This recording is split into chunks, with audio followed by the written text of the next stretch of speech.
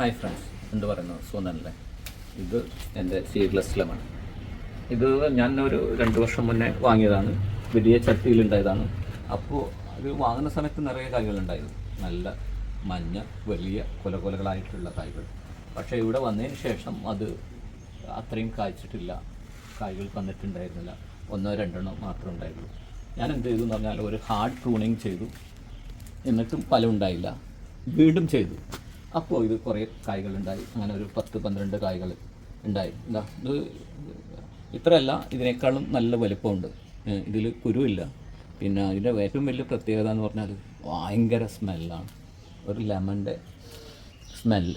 ഇത് നാരങ്ങ വെള്ളമാക്കി കഴിഞ്ഞാൽ അത് കുടിക്കുമ്പോൾ നമുക്കൊരു പ്രത്യേക ഫീലിംഗ് ഉണ്ട്. നല്ല ലെമണിൻ്റെ സ്മെല്ല്, ഫ്രഷ്. ഇത് നമ്മുടെ വീട്ടിലെല്ലാം നട്ട് വളർത്താൻ പറ്റിയ ഒരു ഇനമാണ്. ഇത് അത്യാവശ്യം പൈസ കൊടുത്ത് വാങ്ങിയതാണ്. ഇപ്പോൾ ഇതിൽ കുറച്ച് കായ്കളുണ്ട്. കാണുന്നില്ലേ? ഇവിടെ അതല്ല, ഇത് ശരിക്കും ഇപ്പോൾ നിലത്ത് നട്ടിട്ട് കുറച്ചായുള്ളൂ. പിന്നെ ഇതിൽ എല്ലാ സമയത്തും കായ്കളുണ്ടാവും. പിന്നെ വേറെ എവിടെയോ കണ്ടല്ലോ.